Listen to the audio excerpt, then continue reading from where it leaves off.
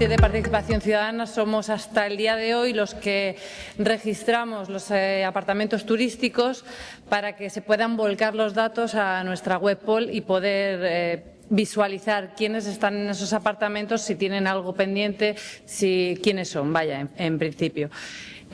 Como ya sabéis, bueno, ahora mi compañera Silvia os va a dar unas pautas, pero bueno, como ya sabéis, a partir del 2 de diciembre quien se va a encargar de ese volcado de datos va a ser el Ministerio del Interior a través de las páginas hospedaje, que es el que va a llevar todo el registro y ese es el que los va a volcar a nosotros los datos para que podamos investigar y que podamos ver quién hay en esos apartamentos. Bueno, muy bien. Pues nada, aquí la compañera Gemma, que es la compañera que pertenece al ámbito de la participación ciudadana, yo realmente, pues bueno, estoy aquí acompañándola y bueno, pues le he pedido que me dejara participar un poquito también y acompañarla, que es mi especialidad, pero no vamos a hablar de delitos tecnológicos. Ya bastante tenemos con el tributario y con las sanciones y demás como para ponerse aquí a hablar de delitos tecnológicos ahora. Nada, simplemente a modo de introducción, sí que es una materia al final, el tema de las infracciones administrativas, que es el ámbito al que se refiere policial y porque el que estamos aquí únicamente, y dado que el ámbito de la aplicación de toda esta normativa está creciendo tanto en la actualidad y más ahora con los apartamentos y demás, que haya personas, porque los hoteles ya tienen determinada experiencia en cuanto a la cesión de datos, el porqué y la práctica policial al final que hay detrás de todo esto y el motivo. Al final es entendible que es un engorro, que al final hay que ir persona por persona, sobre todo si encima hay mucha movilidad y mucha itinerancia en quién entra, quién sale. Los hoteles tienen más personal y al final pues puede parecer un engorro, pero tiene todo un porqué. Al final lo que se trata es de que, bueno, pues debido a esto viene de 1959, toda esta normativa de registrar y saber al final quién tenemos en nuestras casas, en nuestros apartamentos, en nuestras viviendas, y de saber realmente quién pasa por ahí, sobre todo cuando son ubicaciones itinerantes, en el sentido de que un día estoy aquí y mañana estoy en otro sitio. Entonces, a nivel policial, ¿qué es lo que pasa? Pues que desde hace ya muchos años, prácticamente 70 años, a nivel legal se estableció por parte de la policía, de las instituciones policiales, que la gente que se quedaba en hostales, bueno, aquel entonces como se llamaban los hoteles, tenían que pasar un registro de viajeros para saber, pues bueno, pues a veces los juzgados, evidentemente cuando hay juicios o cuando hay sentencias, pues las personas que cometen delitos pues pueden que no se personen, que tengan antecedentes, incluso antecedentes, en este caso, o búsquedas policiales porque están reclamados por nosotros porque han cometido determinados delitos, o bien en el caso de desapariciones, porque personas que están desaparecidas, denunciadas por desaparición, secuestro de menores, padres pues, que se llevan a sus hijos en un momento dado de forma ilícita, y todo esto pues tiene que llevar un control. Al final estas personas se mueven, tienen movilidad y se quedan a dormir en sitios, y entonces al final pues ese es el motivo por el cual se requiere que haya ese control de personas. Evidentemente es un engorro para el que lo tiene que hacer, pero también tenemos que ponernos en el lugar de que a lo mejor somos nosotros el día de mañana quien nos interesa que busquen a una persona que ha cometido un delito porque nosotros hemos sido víctimas. Entonces, esa responsabilidad viene de ahí, ¿no? Y al final lo que se ha pretendido, y con todo esto de las aplicaciones informáticas y del avance que ha habido a nivel tecnológico, pues se ha hecho siempre, al principio pues se hacían los listados a mano, luego se han mandado aprovechando el sistema de fax, de correo electrónico, que es como se viene haciendo, esos listados de las personas que se quedan en los sitios a dormir, pues llega a los cuerpos policiales y nosotros evidentemente hacemos esas comprobaciones para saber quién está alojado y quién está pasando la noche ahí o con quién, y efectivamente pues esa es la utilidad real de estas medidas, de estas verificaciones, estas comprobaciones de identidad. También el hecho de que, afortunadamente, y gracias a la tecnología, yo que soy muy tecnológica, pues se nos pretende facilitar, a lo mejor pidiendo también en exceso muchos datos, pero también es verdad que el que hace las comprobaciones de identidad no es experto en documentos copia, no es experto en pasaportes, no es experto en DNIs, entonces al final no es por defender a nadie, pero entiendo que a lo mejor esa petición de datos muchas veces viene porque se puedan presentar DNIs falsos, documentación falsa. Entonces, al final, el hecho de poder mandar, por ejemplo, la fecha de expedición de un DNI es porque ha sido modificado fraudulentamente, y el hecho de aportar quizá más datos permite hacer mayores verificaciones en nuestras bases de datos policiales. Entonces, quizá eso. Entonces, yo supongo que al final, a la larga, se intentará buscar un intermedio entre lo que es necesario y lo que es fehacientemente se puede comprobar a efectos de saber quién está pasando las noches en estos apartamentos, estas viviendas, ¿no? Entonces, esa es la itinerancia, y entonces el hecho de hacer este registro o de verificaciones de identidad que obviamente se tienen que hacer a diario en el plazo como mucho de 24 horas. En teoría es inmediatamente, porque al final, si uno se registra, cuanto antes se haga, en la medida de lo posible, antes de 24 horas, si a nosotros nos consta que esa persona está siendo buscada o tiene un señalamiento, un interés judicial, policial, nosotros evidentemente procedemos a la actuación, porque pues, por los motivos que hemos comentado. Y el hecho de automatizar el sistema y de la aplicación que ha comentado Gemma, al final, pues como toda aplicación informática, lleva un proceso de acomodación, de migración y de pruebas, entre comillas, en el sentido de que el procedimiento sancionador, si quieres luego comentas un poquito ya a efectos informativos, que son al final unas pocas infracciones. La finalidad de estas infracciones es sancionar aquellos comportamientos, negligencias manifiestamente dolosas de omitir datos de forma negligente porque soy consciente de lo que los estoy omitiendo o estoy recogiendo, que pasa en otros ámbitos, no en este, el hecho de recoger un DNI que estás viendo que está modificado, porque hay DNIs que nos vienen las fotos pegadas, los pasaportes, y que de forma negligente, a sabiendas de que estás delante de un pasaporte o un documento falso, estás recogiendo esa identidad, o que omites el envío de esos datos. Entonces, va por ahí el procedimiento sancionador, que no es decir, hablábamos, a ver si voy ahora con la migración a las nuevas plataformas, se me va a quedar en la nube, ¿no? Perdona, en la nube a lo mejor el listado, ese tipo de cosas a la hora de que pueda haber posibles consecuencias, ¿no? Porque luego, evidentemente, nosotros, que somos los que tenemos que comprobar hasta qué punto en esa gradación, en ese cumplimiento, ha habido una negligencia, un dolo, una omisión deliberada de toda esta normativa, o simplemente ha sido pues, posibles fallos tecnológicos o informáticos razonables que nos pueden pasar a todos, o un fallo en una grabación que nos puede pasar a todos. Entonces, en ese sentido, para que no tampoco pues eso, el miedo de decir es que por un fallo informático me pueda costar esto, sino que el procedimiento sancionador está para cosas ya más graves, para esos casos en los que, bueno, si quieres comentar ahora un poquito más concreto y a un cambio que ha habido, porque tampoco es que haya habido muchos cambios desde hace 70 años, pero sí que en lo que es la comprobación de identidad, tener claro de quién tenemos que recoger datos, qué datos tenemos que registrar y comunicar, que es necesario o va a ser necesario, y sobre todo pues es un poquito pues eso, esas infracciones que estamos comentando negligentes, pues a sabiendas de que si no lo hacemos pues puede tener como consecuencia lo que va a comentar ahora Gemma. Y en mi caso pues tampoco, bueno, el tema que comentabais también antes de que se iba a internacionalizar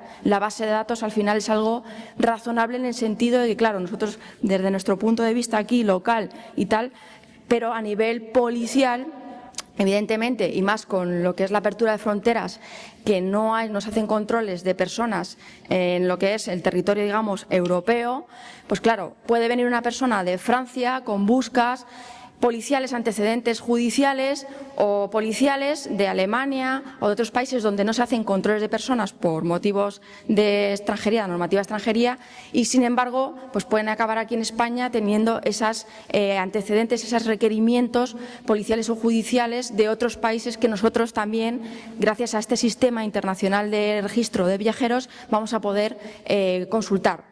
Lo que viene de Alemania, lo que nos viene de cualquier otro país del ámbito, en este caso supongo que es Schengen, de europeo.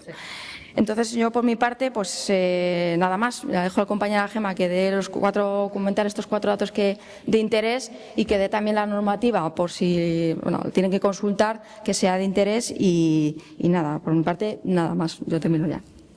A ver, yo simplemente, nada, voy a dejar tiempo a preguntas si tenéis alguna pregunta que hacer. Simplemente el parte de viajeros, que sepáis que antes era a partir de los 16 años tenían que quedar registrados, es ahora a partir de los 14. Todos tienen que firmar.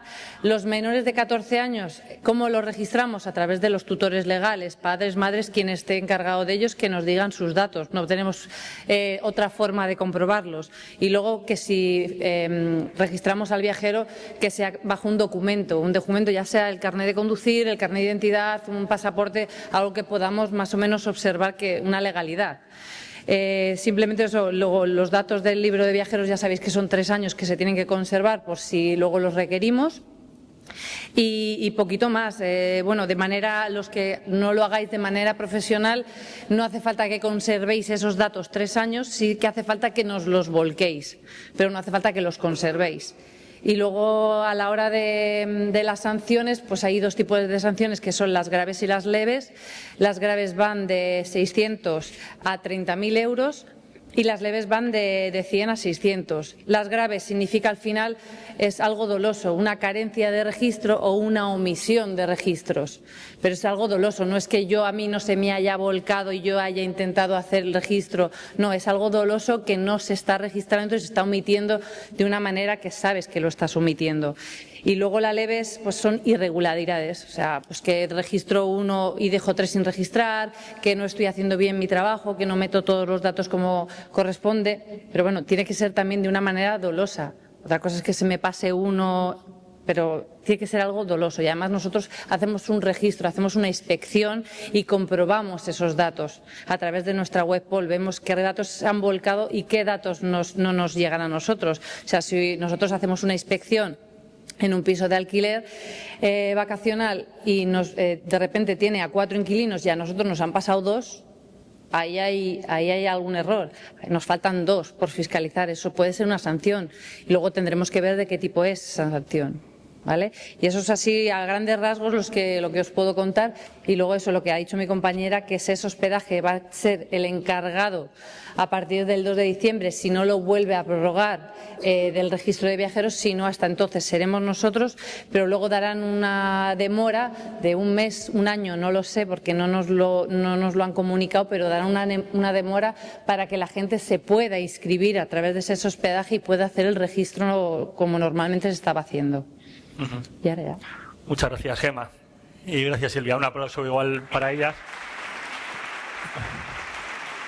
Hola, buenas tardes.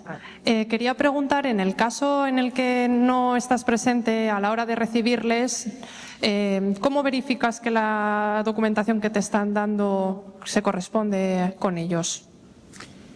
A ver, si no lo haces de una manera presencial y lo hacéis a través de una aplicación, ellos te pasan un número de DNI, una fecha, un número de expediente. Cada DNI es único y tiene un número de soporte único. Entonces, a través de ahí, tú no puedes verificar, si no tienes el DNI físico, no puedes verificar a ciencia cierta quién es esa persona. Pero ahí está el dolo, que es lo que decimos. Dentro de vuestras competencias tenéis que intentar hacerlo lo mejor posible. O sea, no hay más.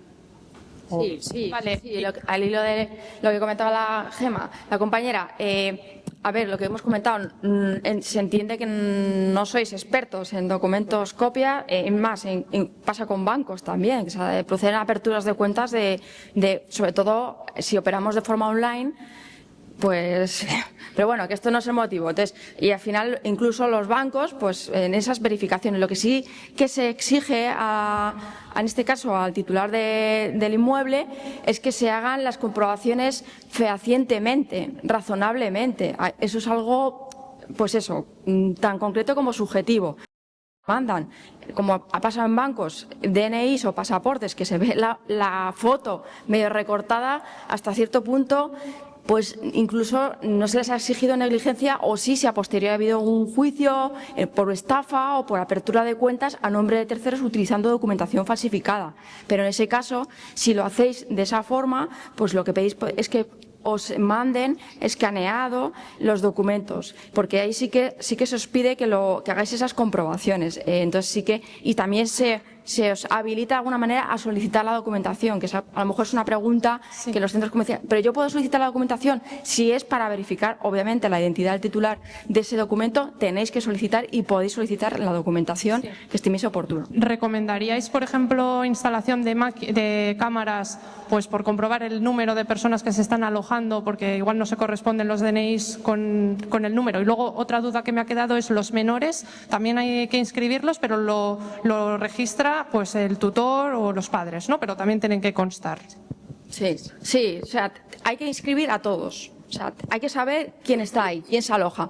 Simplemente, a modo de recordatorio, saber que imaginaos que hay un secuestro, una denuncia por un secuestro parental en el que va con un menor, que a lo mejor ni siquiera es el padre o la madre de ese menor. Entonces, hay que registrar. Otra cosa es que ese menor tenga que firmar o que a nosotros luego se haga esa comprobación que no se hace, obviamente, de comparación de antecedentes o policiales o judiciales de ese menor. Pero sí que tienen que registrarse todas las personas que pasen por ese motivo, por interés. Y luego lo de las cámaras, pues al final es un poco, no obligan, pero eso ya considerando el tema ya de seguridad incluso para el propio inmueble, el hecho de que puedan generar o puedan hacerse daños en el inmueble, en el interior del inmueble, a lo mejor os conviene ya no solo por el tema de saber si vienen 3 o 4, sino por el hecho de que en ese caso el hecho de que pues podáis, si hay unos daños o cualquier otra cosa o sucede algo, que podáis verificarlo por cámaras. Al final la no presencia pues al final es algo que os puede interesar o incluso de cara pues a otras acciones legales por otros motivos, ¿no? En principio. Hola, buenas tardes. Mira, tengo una pregunta. Es que no, claro, sí. Me comenta dentro de la vivienda, no, es o sea, dentro de... Sí, no. Sí. Está bien porque... Sí, bueno, sí, hay que puntillar porque aquí, sí, por si acaso va a decir, no, yo voy a... No. Buenas tardes. Mira, a relación de lo que comentabais de la petición de datos, sí es lógico que pidamos datos, pero el tema también de la protección de datos creo que va un poco mezclado, porque hay gente, y se nos está informando también por la policía, que tengamos mucho cuidado a quién se les da los carnés, porque pueden ser utilizados.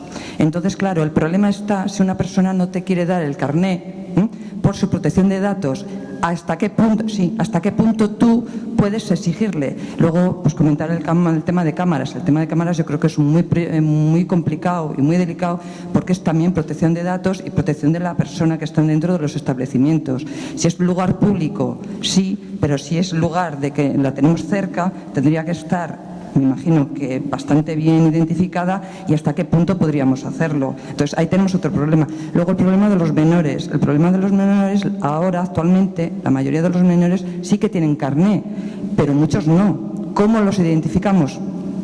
¿A través del libro de familia? ¿Cómo se hace? Porque claro, ahora sí, pero antes hasta los 14 la mayoría no hemos tenido carné. Entonces, ¿cómo se identifica y cómo certificamos que esa persona menor es parentesco del que nos están diciendo y no lo tenemos que creer? ¿Y qué responsabilidad tenemos luego nosotros frente a lo que es los datos que nosotros damos? Creo que es muy complicado. Vale. Y en una situación que nos ponen bastante mal al propietario que está alquilando una vivienda. Vale, mira, a ver, en cuanto al menor, es lo que os he dicho. Evidentemente, el menor no tiene DNI. Nosotros nos tenemos que fiar de los tutores legales que vayan con el menor.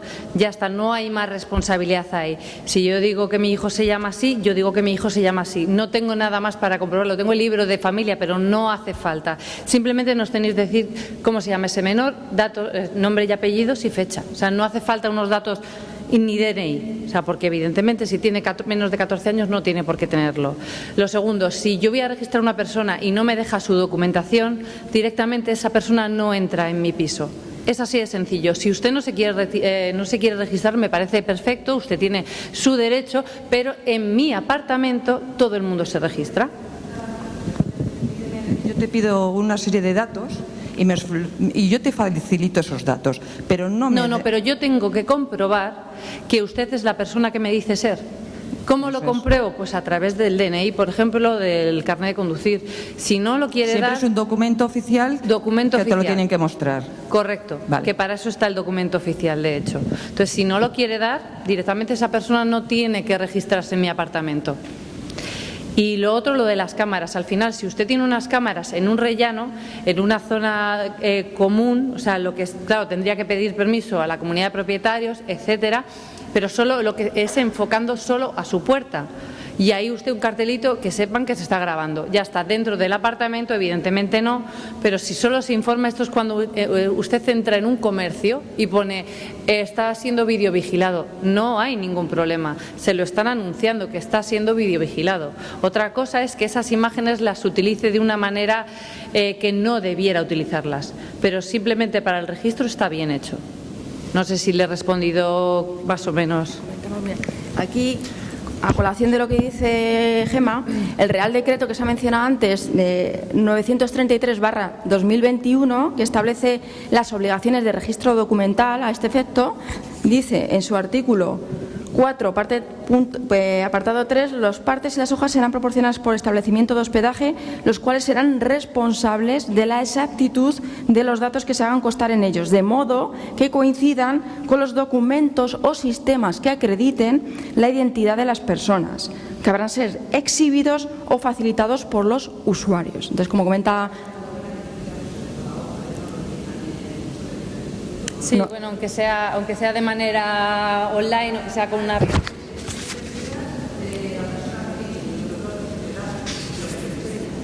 No, pues se pide pues eso, una fotocopia escaneada o una copia del... Evidentemente, se ha hecho esa comprobación de unos documentos, como hemos dicho antes, hasta donde se puede llegar, como en este caso responsable de la identificación.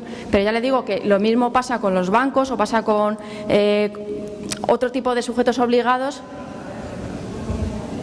No lo oigo. Es que no le oigo. De viviendas, creo que nos podemos llegar a encontrar con personas que no les guste dejar ni mandar ni escanear su documento nacional. Pero a nosotros no nos gusta pagar impuestos. No, pero no. A ver, me refiero de que saber con certeza de que nosotros tenemos la posibilidad de que nos lo tienen que dar. Pues pueden hacer mención, en este caso, cuando pidan los datos, a este Real Decreto, a este apartado, que conforme... A ver, que evidentemente los datos que se piden es con la finalidad, como ponen en muchas coletillas, con la finalidad exclusiva de dar cumplimiento a las obligaciones del Real Decreto, que obliga, en este caso, a las partes a recoger los datos que puedan verificar, en este caso, la identidad. Hasta ahí. Una cosa es dar mi nombre y apellidos, mi DNI, y otra cosa es, por ejemplo, pedir otros datos de carácter personal. Funciona, ¿no? Pero el tema es, perdona que insista, el tema es de que son datos muy confidenciales y estamos viendo que cada 2 por 3 se están produciendo usurpación de identidad, estafas y demás con los datos confidenciales. Entonces, es entendible que los viajeros que vienen a tu vivienda puedan tener esa reticencia a dar tantos datos, porque ahora van a tener que proporcionar muchísimos más datos que los que daban antes. Entonces es simplemente cerciorarme de que realmente tienen la obligación. Es que tienen la obligación. Al final, entienda usted que, claro, a lo mejor estas personas, ya no digo por protección de datos, porque al final, evidentemente, quien almacena esa información, que ellos pueden decir, es que yo no sé en qué condiciones almacena usted mi DNI. Yo le puedo decir, bueno, como experta, que no sabe lo alegremente que mandan los particulares su documentación para hacer compras en el Mil Anuncios o en todas estas plataformas. Para eso no importa. A lo mejor es que los fines son otros y es que no sepan dónde me estoy alojando o por qué motivo. Entonces, usted está habilitada en este sentido, porque para eso se lo piden, a exigir con esos fines y poniendo esa coletilla los datos estrictamente necesarios que le permitan a usted verificar la identidad. Y ya está. ¿Que luego le mandan online un pasaporte falso? Pues bueno, usted ha llegado hasta donde ha llegado y ha pedido los datos que ha podido para verificar. Lo que no tiene usted ya obligación es coger y hacer una pericia y ponerse con una lupa así de aumento para ver si eso está manipulado o no está manipulado en ese sentido. Entonces, pero vamos, que al final es sentido, porque...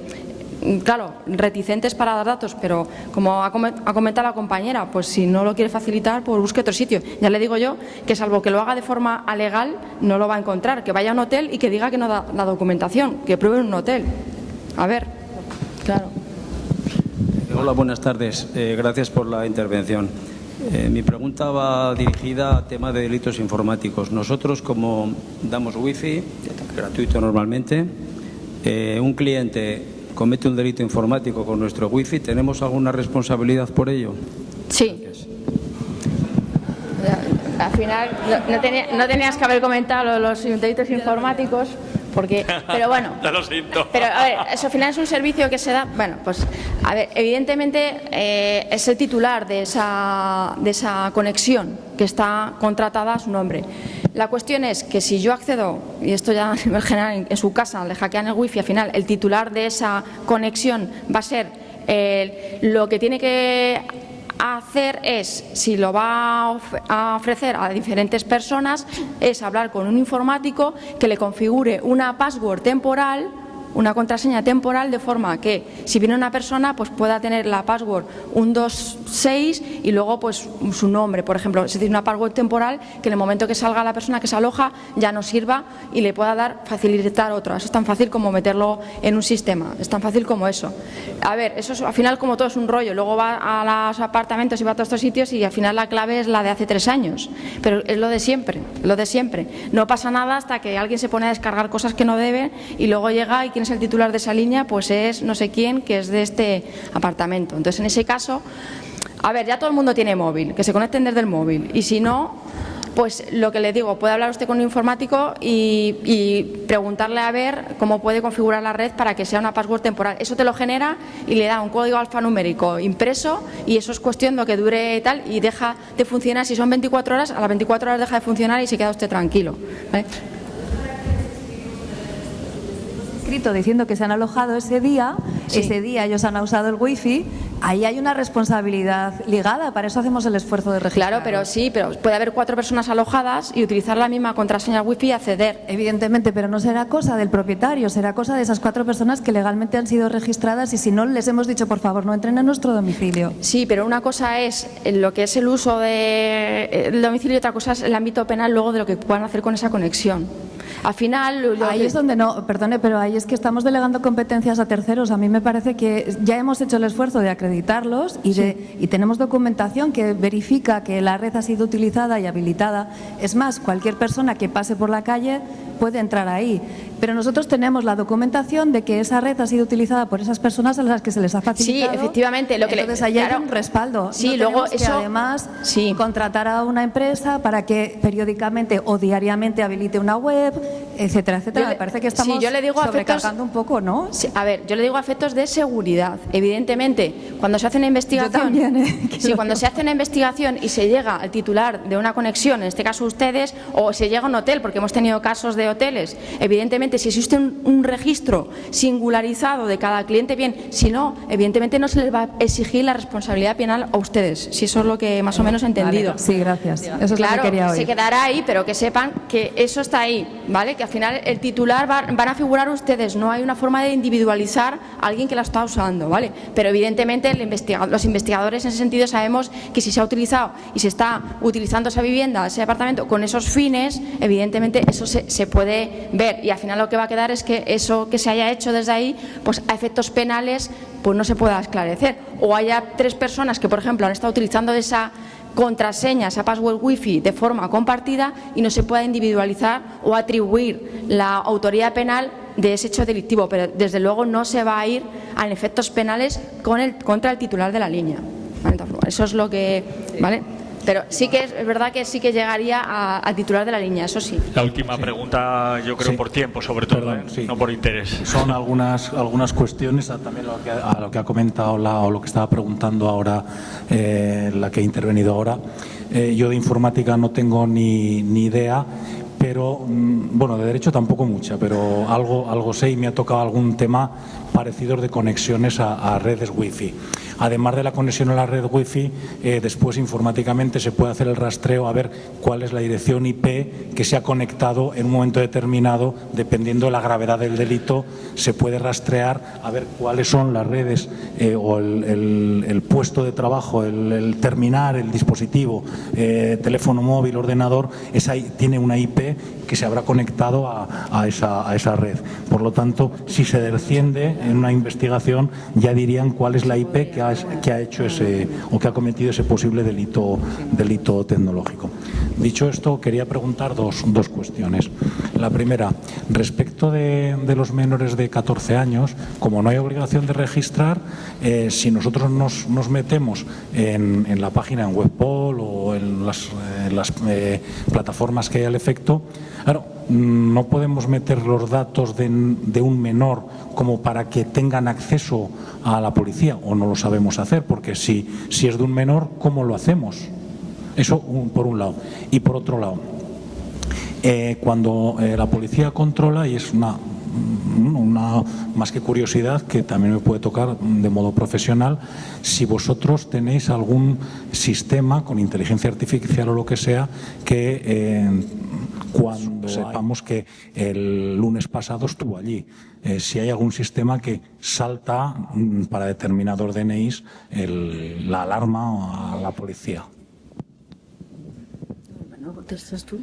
A ver, lo del menor es lo que hemos dicho antes. El menor se registra con los datos que nos den los tutores. Padre, madre, mi hijo se llama así, ya ha nacido así. Los datos que nos den, porque como no tiene obligación de tener un DNI, nos tenemos que fiar de los datos que nos den los padres, no hay más. Esos datos son los que se vuelcan. Nosotros no, como ha dicho mi compañera antes, no fiscalizamos esos datos de los menores, no los pasamos por antecedentes, porque son menores, con lo cual son inimputables, de menores de 14 años son inimputables penalmente, pero esos datos quedan guardados por si hubiese una desaparición, un secuestro de un menor, si hubiese algo que tengamos ese registro, que en ese domicilio están 4 personas y ese menor, sin más.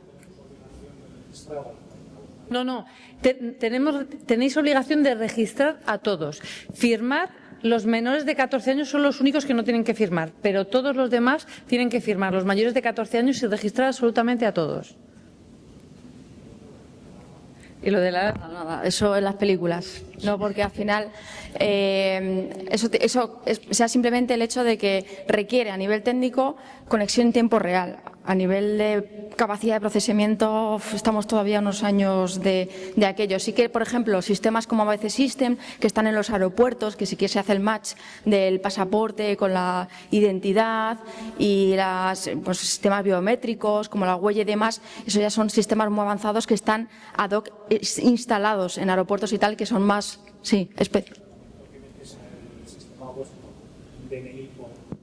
por ejemplo, en tráfico, en el momento que te meten un DNI, si esa persona tiene una requisitoria... Sí, eso sí, en nuestros sistemas sí.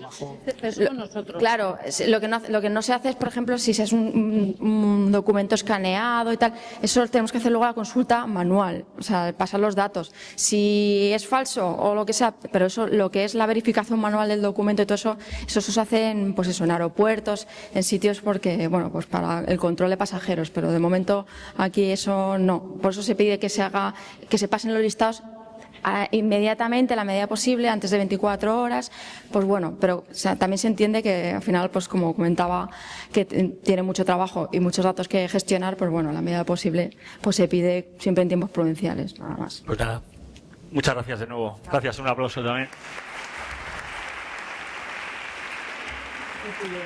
Sí, esto ya se cuesta. Yo no tengo gracias.